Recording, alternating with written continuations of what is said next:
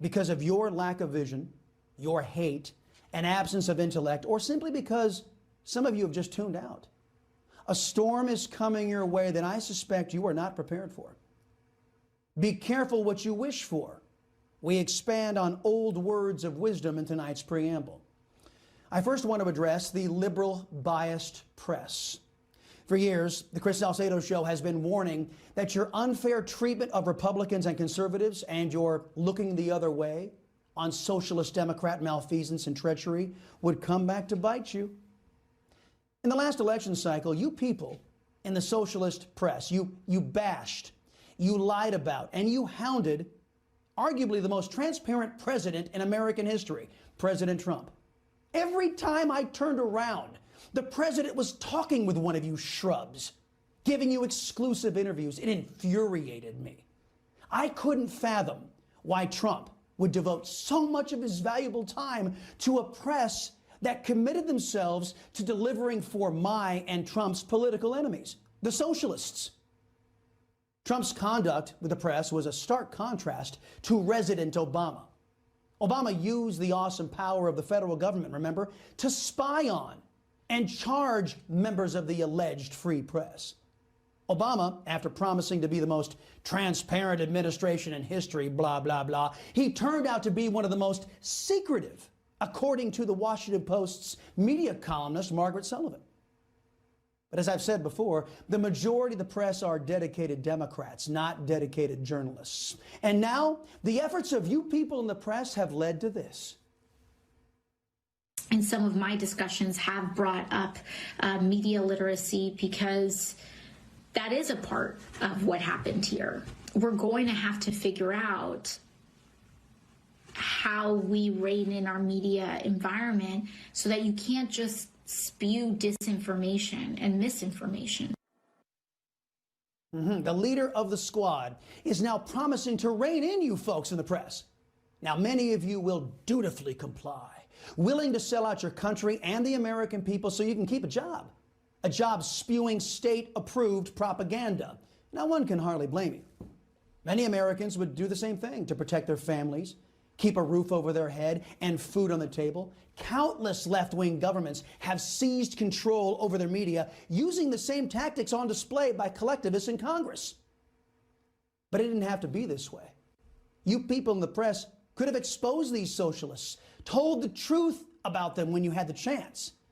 You could have lived up to the vision of the founders, what they saw when they set apart the free press, the only job articulated in the Constitution as being essential to keeping America free. But you, led by men like Chris Wallace, Chuck Todd, and Chris Cuomo, you blew it. Now, whatever's left of the free press will disappear in short order, just as it has done for centuries when free countries have fallen to collectivist thought. The next group I want to address is the GOP. In particular, I'd like to address Liz Cheney, Adam Kissinger, Fred Upton, and the rest of you folks in the Gang of 10 who voted to impeach President Trump. In the last 48 hours, we as a nation have learned some things. For days after January 6th, the aforementioned press, even Fox News, and government officials assured Americans that BLM and Antifa were nowhere near that riot in the U.S. Capitol. Yesterday, a Utah man, John Earl Sullivan, was arrested. He is an Antifa and BLM activist who has appeared on CNN. I wonder how many more of these Democrat militants were present on that day. Catherine Herridge of CBS News, one of the few remaining journalists left in America, reported that the timeline for the riot didn't exactly match up with Liz Cheney and Nancy Pelosi's impeachment narrative. Turns out pipe bombs were placed at the DNC and RNC, and the breach of the Capitol was well underway long before President Trump finished his speech. Herridge's reporting is buttressed by the FBI finally admitting that they had intelligence that says the Capitol Hill riot was pre-planned. Question: how can President Trump be responsible for inciting the riot at the Capitol when it looks like it was pre-planned and that the attack was underway long before President Trump finished speaking? Perhaps that's why Nancy Pelosi didn't include specific language used by the president that supposedly spurred the riot, because he said nothing that caused that riot. Now, we expect Pelosi and her merry band of Marxists, we expect them to lie. That's what left-wingers do. But you wouldn't expect Liz Cheney to make such a buffoonish vote without having all the facts. Although I gotta say, whenever I think buffoon these days, Adam Kissinger's name leaps right to the top of my head. Perhaps the Gang of 10 should have waited until they had all the facts before lodging their vote of vengeance against President Trump. I don't know. Silly me. But Adam, Liz, and Fred, well, they couldn't wait to throw in with the socialists. Now, here's their reward. So the first step is impeach and remove, which is also about ensuring that he cannot be, so that he is barred from running for public office again. The second is to expel those members who have aided and abetted and been complicit in the cruelty, the corruption, and the criminality of this administration, who perpetuated the big lie. Did you guys catch that? Presley wants to tie every Republican to the false narrative it's looking like of the Capitol attack as a mechanism to toss out GOP members who worked with or supported their president. This is, of course, criminalizing being a Republican. And Liz Cheney and Adam Kissinger and Fred Upton, well, they couldn't wait to turn over power to these lying totalitarians. Don't worry, Liz. I'm sure you're going to survive the first purge. After all, the Democrats and CNN, they love your kind of Republican. Lastly, I want to address the American people. You're watching an attempt by the socialists to impeach and remove President Trump based on his inciting violence that it's turning out he didn't incite. Consider this. Some of the success that we've been able to achieve around criminal justice reform would not have happened in recent years were it not for Black Lives Matter.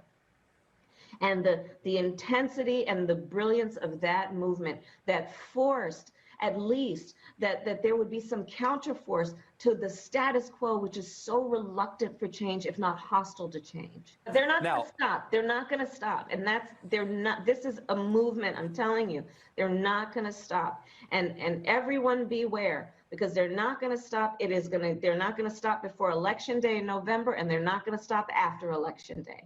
And that should be, everyone should take note of that on both levels, that they're not going to let up, and they should not. That was Kamala Harris, Biden's pick for VP. As Antifa terrorists and BLM thugs were burning, looting, beating, and killing their way through America's streets, there was Harris, Senator Harris, cheering them on and saying the violence should continue. But there was nobody proposing treating Harris in the same manner that Trump is being treated.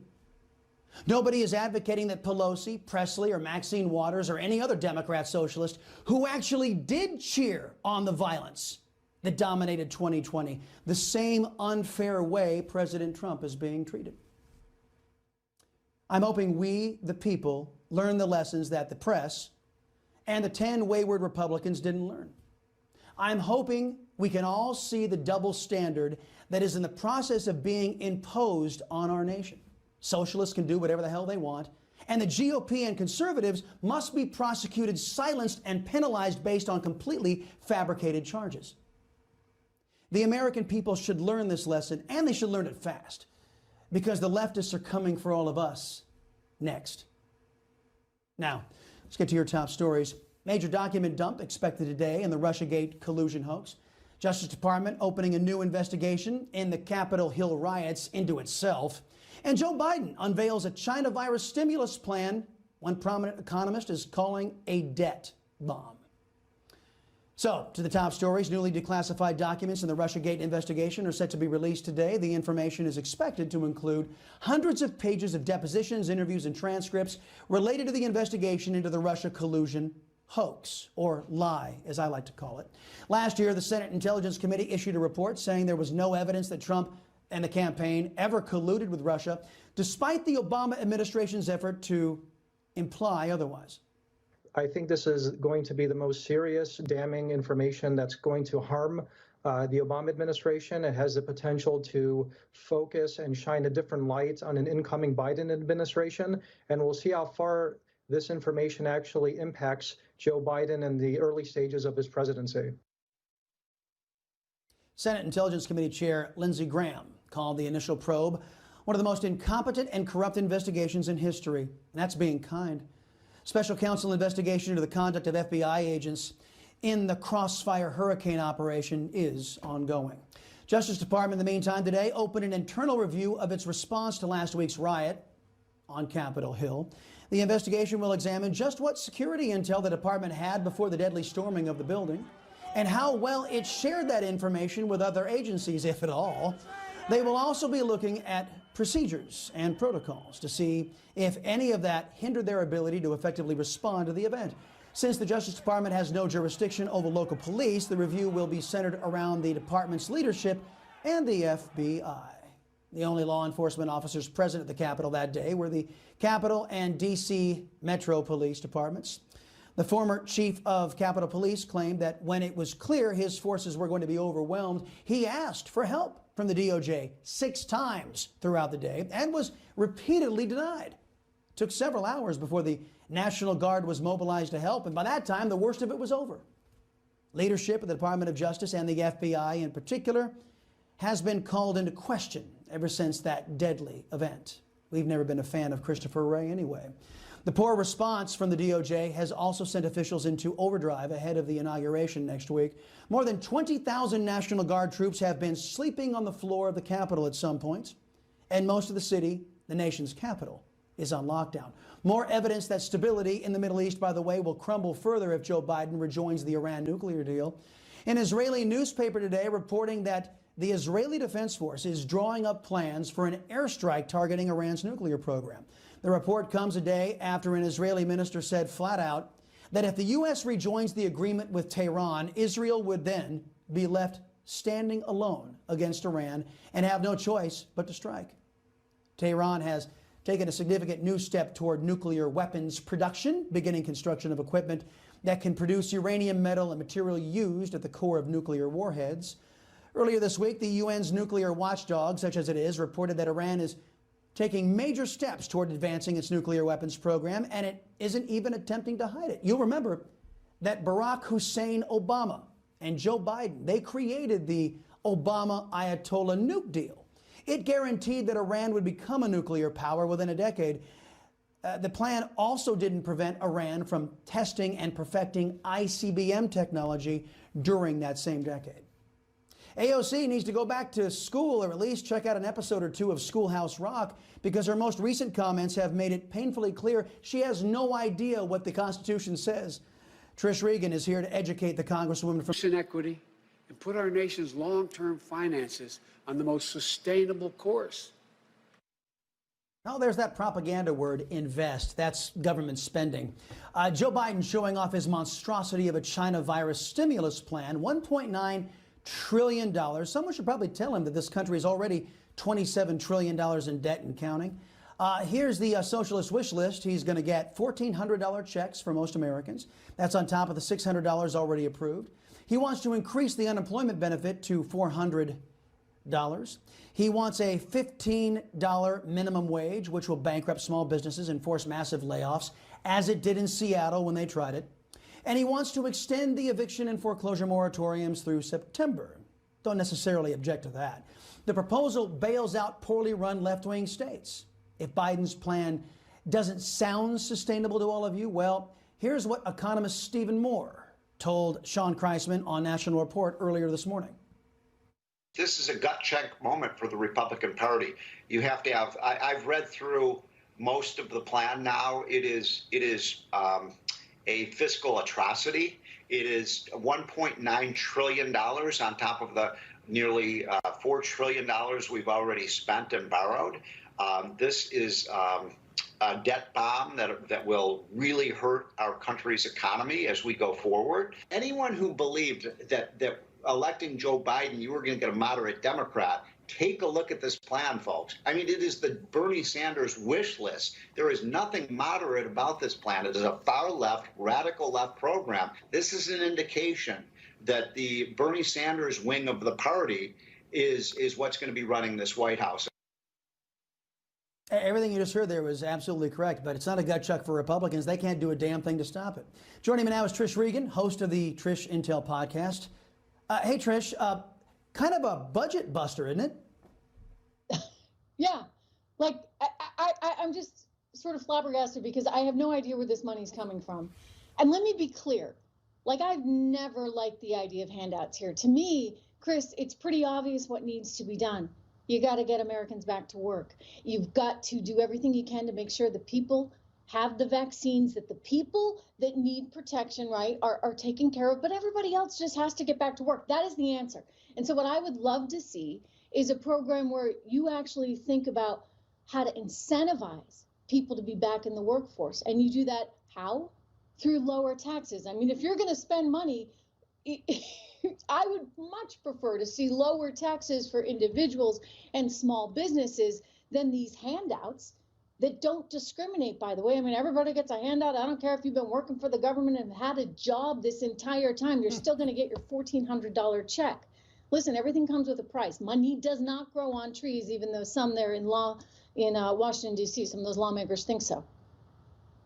Yep. No, you're absolutely correct. But the people who are now in charge, the socialists, that's not how they think. They have no imagination. And as a matter of fact, you've watched over these last few months, Democrats saying, shut down businesses, shut down businesses. There are many of, what is it? I heard some staggering statistic, 40% of businesses won't even be coming back after all the Democrat socialist lockdowns. So the only way people are going to be able to get by is through government handouts because work is no longer coveted. Speaking of people not understanding the free enterprise system or America, Alexandria Ocasio-Cortez, the self-proclaimed socialist congresswoman from New York, huh? What? Yeah, she is out there pledging to rein in the media using some sort of commission, the Ministry of Truth, to tell basically people in journalism, what's permissible to say and what's not. I'm guessing that you and I both speak Spanish better than Alexandria Ocasio-Cortez. Anyway, listen, this is alarming. And, normally I'd sort of say, okay, well, she's sort of out there in left field, literally. And so we don't need to pay much attention to it. But given the environment in which we now live, where you have, hordes of people effectively trying to demonize half the population and tell 75 million people because they believe in a meritocracy and they believe in the American dream and they believe in freedom and fairness, that they are somehow bad people because they voted for Donald Trump. I'm very aware of how heightened her language is right now. So when she starts to say, Chris, that they need some kind of reining in, they need to rein in the media and the press, let's be very clear. And she's talking about congressional friends of hers, right, that are working on this. Let's be very clear. Our First Amendment allows us this freedom of speech and freedom of the press.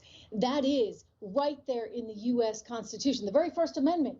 So, someone like her, one, they ought to actually read the Constitution before they become Congress people.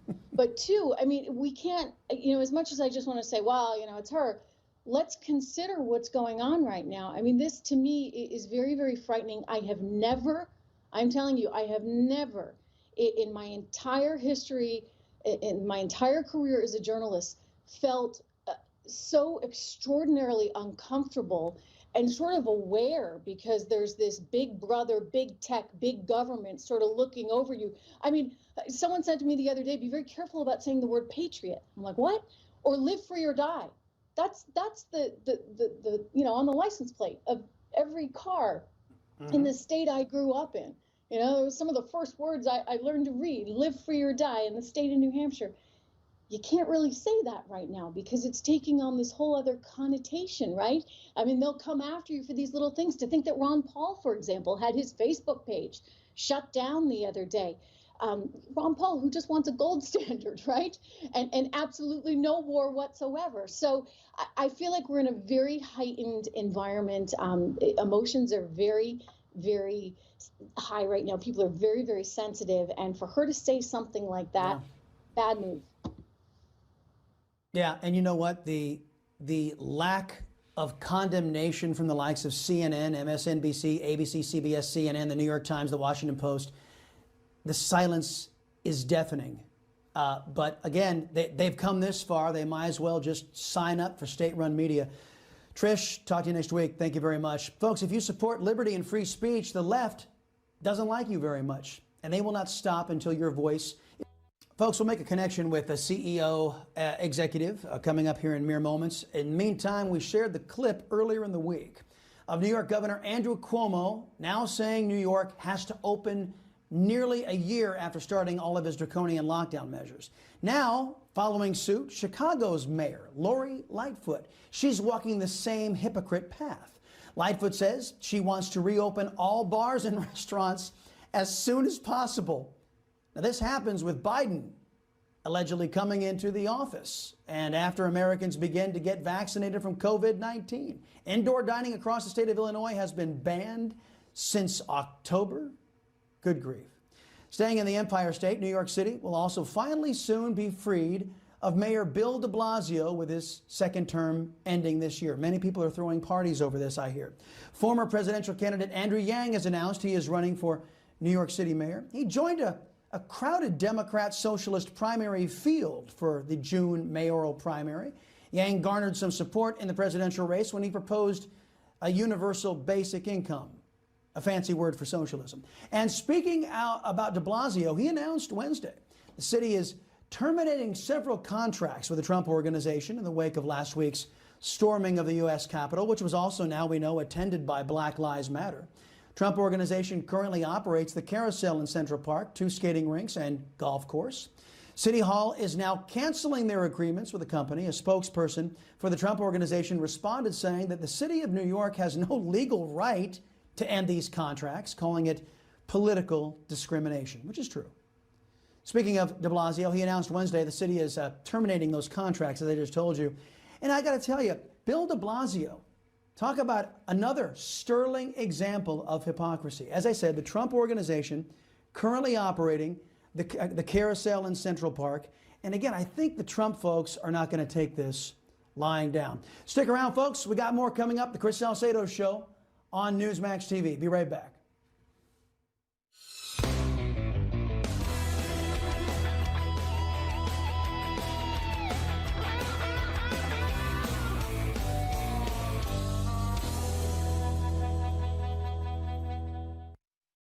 The Wall Street Wrap is presented by Interactive Brokers, the professional's gateway to the world's markets. Start investing today.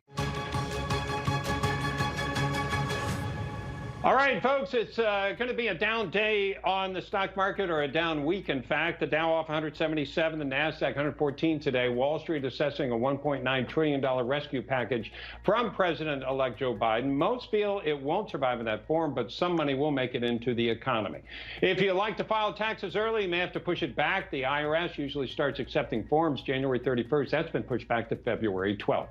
Zoom Video is up after leading analysts added them to their top picks for 2021. Exxon lower, though, after the SEC launched an investigation into its financial reporting. BlackBerry settled its long-standing lawsuit against Facebook and its subsidiaries, WhatsApp and Instagram. The suit was filed 3 years ago related to messaging app patents. They didn't reveal the details, but BlackBerry stock was trading up 16%. I still miss my BlackBerry. And finally, Jeff Bezos' Blue Origin launched and recovered a space capsule that may be a prelude to space tourism. The capsule had paneling with sound dampening acoustics, better interior temperature management, and speakers with the micro. Following last week's rush to the Capitol, he argued that it's valid to associate everyone who voted for President Trump with neo-Nazis and members of the KKK. He remained doubling down on his divisive opinion. There are a lot of people who voted for Trump who don't agree with you. That's fine. They are allowed to their own opinion. It doesn't mean that they're right, but they're allowed to their own opinion, and I believe what I said last night. Just because you vote for the same people doesn't mean that you believe the same things. Puts you in the same crowd. Yes, it does. It puts you in the same group of people who voted for him, but you may not have the same reasons, you may not have the same understanding. You vote for people who have common interests. If someone has a common interest, people who vote like you have a common interest as you. Joining me now, the host of the Rubin Report, Dave Rubin. Welcome back, sir. You know, that's all they do over at CNN, left-wing opinion. And that's, you know, they laughingly slap the news label on it, and you and I both know that's not at all news. Now, we rationalized yesterday using Mr. Don Lime's logic that because China supported Mr. Biden in his election bid, and that China is a country that enslaves 3 million Muslims, that Don Lime should never have supported a candidate supported by a country that undertakes slavery. Is it fair of me to say that? I mean, going by his logic, I suppose it's fair. I mean, it's really sad what these people have become. And, you know, just real quick on CNN outside of Lemon, and then we'll get to that. You know, people wanted CNN to be the rational, centrist, you know, truly journalistic outfit that perhaps it once was. I mean, I remember when I was in 7th grade and we went into a, maybe I'll whisper this, but conservatives are a lot nicer. They're a lot happier, and they're a lot more open-minded. That's the dirty secret about conservatives that you find out once you start talking to them.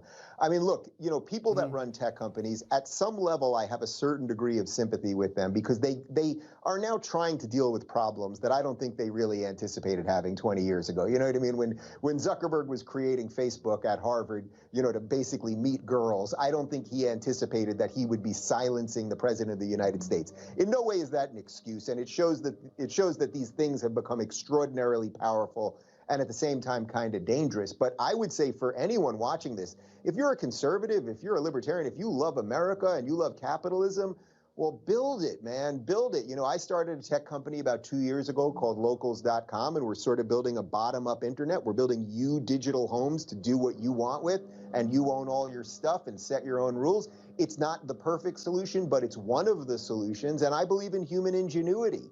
And as long as these guys don't take out all of the competition, and by the way, I would argue that what Amazon did to Parler, in effect, was just taking out the competition. It wasn't necessarily about free speech because, you know, you can go on Twitter any moment and find the endless, bottomless pit of horrible things that are being said on there. So to me, it was more like, oh, let's just take out the competition. Parler's doing pretty well. That's not a defense of everything that was said on Parler. And I think that they had to deal with some of the more vile stuff and violent stuff. They had to do a better job of it. But that's not why they were taken out. They were taken out because they were doing something that was attracting eyeballs. Yeah. And you know what? If you're Twitter trying to cast stones, you host the Ayatollah Khomeini, a guy who wants to eliminate Jews off the planet. Seriously? You want to lecture us on proper moderation? Give me a break. Hey, look, well, I'm just worried about guys like you. Because, look, I mean, this is the problem. Just for talking to somebody like me, you're gonna have a target, and I can't believe this is the United States of America. Look, I gotta fly. I will talk to you again soon, sir. Thanks for being here on the Salcedo Show.